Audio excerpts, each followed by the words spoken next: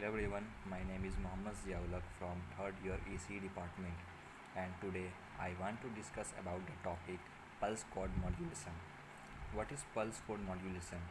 When a digital signal undergoes pulse code modulation, it converts the analog information into a binary sequence, that is 1 and 0. The figure below represents the output of the PCM signal with respect to sine wave. As we can see the graph below, the sine wave input and the PCM outputs. The pulse code modulation technique are used to produce a series of numbers or digits in binary form. Hence, this process is called digital modulation. The pulse code modulation is done through the following steps. The first one is sampling, second one is quantization, and the third one is coding.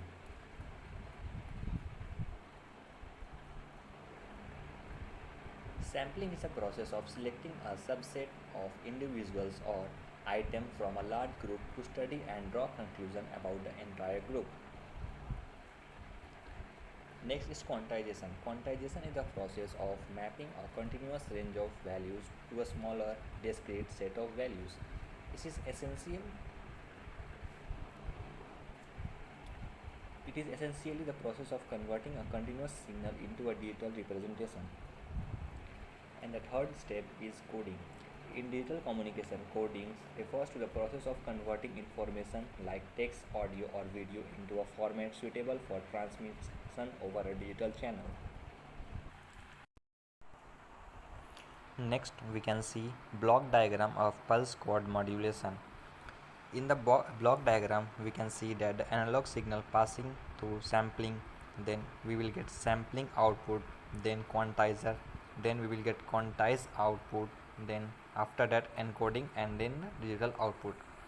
Transmission bandwidth in PCM. Let the quantizer use V number of binary digits to represent each level. Then the number of level that can be represented by V digit will be Q equals to 2 to the power V. Here Q represents total number of digital level of F level quantizer. We know that number of sample per second equals to Fs, then number of bit per second will be V bits per sample multiplied by Fs sample per second. Then the signaling rate in PCM is R equals to V into Fs. Bandwidth needed for PCM transmission will be given by half of the signaling rate. Transmission bandwidth of the PCM bandwidth less than equals to 1 by 2 R. Bandwidth less than equals to 1 by 2 V into Fs. Bandwidth less than equals to V into Fm. Now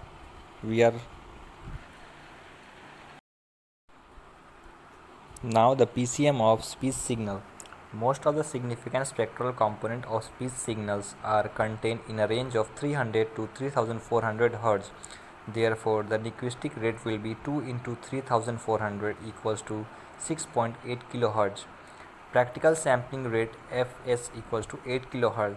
Then number of quantization level equals to 256. Number of bits samples n equals to 8. Therefore, data rate equals to n into Fs, that is 8 into 8000 equals to 64 kbps. Bandwidth requirement. Communication theory tells us that we can transmit error-free at most 2 pieces of information per second per Hz bandwidth. Therefore, the minimum required bandwidth for the transmission of a PCM speech signal bandwidth minimum equals to 64 by 2 equals to 32 kHz. Recall that for the analog techniques such as AM, FM, etc., the bandwidth of the order 4 kHz, 8 kHz, etc. We may require more bandwidth, but the signal is now digital and we now have the ability to manipulate, store, and regenerate the data. Here comes the quantization. Quantization is a process of rounding of the sample value to the nearest quantization level. Remember that the number of quantization levels is predefined. If n equals to number of bits used to represent the sample, then q equals to number of quantization level equals to 2 to the power n. Suppose if n equals to 2, then q equals to 2 to the power n. Therefore, 2 to the power 2 equals to 4 quantization levels. If n equals to 8, then there will be 256 quantization exists. Denote given samples values, that is 0.4 volt and 0.78 volt. As we can see the graph, by seeing that we can see that the level 2 is nearest to 0.4, so that for the sample voltage of 0.4 volt, 01 code is transmitted. As we can see beside the graph, there are level given for 2 bit 0 0 0 level 1, 0 1 level 2, 1 0 level 3 and 1 1 level 4. Therefore the quantization error will be E equals to 0.4 minus 0.375, that is 0.025 volt. Next, quantizing 0.78 volts sample. Level 4 is nearest, as we can see in the graph, the level 4 is nearest to 0.78 volt. So the digital code is 11 is transmitted, and here the quantization error E equals to 0.875 minus 0.78 equals to 0.095 volt. Next comes signal to quantization noise ratio. The signal to quantization noise ratio of a quantizer is defined as S by N equals to signal power by noise power. Both are normalized. If the type of signal at inputs, that is xt, is known, then it is possible to calculate signal power. The noise power is given as noise power equals to V square noise upon R. Here V square noise is the mean square value of the noise voltage.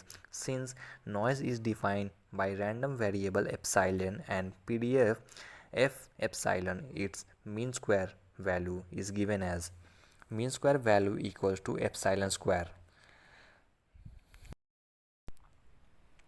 The mean square value of a random variable x is given as x square equals to integration minus infinity to infinity x square fx dx. Here E epsilon square equals to delta square upon 12. When load resistance R equals to 1 ohm, then the noise power is normalized, that is noise power normalized equals to delta square by 12. The number of bits V and quantization level Q are related as Q equals to 2 to the power V, whereas S by N equals to signal power by noise power. Therefore delta equals to 2x max by Q is equal to 2x max by 2 to the power V. Therefore S by N equals to P by delta square by 12. Therefore P by 2x max divided by 2 to the power V square into 1 by 12. Therefore the finally we will get 3p by x square max into 2 to the power 2v. This equation shows that the signal to noise power ratio of a quantizer increase exponentially with increased bits per sample. If we assume that input xt is normalized, that is x max equals to 1, signal to quantization noise ratio SQNR will be S by N equals to 3p into 2 to the power 2v. If the destination signal power P is normalized, that is P less than equals to 1, therefore S by N less than equals to 3 into 2 to the power 2v. Expressing the signal to noise ratio in decibels, S by N dB equals to 10 log 10 S by N less than equals to 10 log 10 3 into 2 to the power 2v, then less than equals to 4.8 plus 6v in dB. Now the advantages of PCM. First one is robustness to noise and interference, efficient regeneration, efficient SNR and bandwidth trade-off, uniform format, ease add and drop, secure.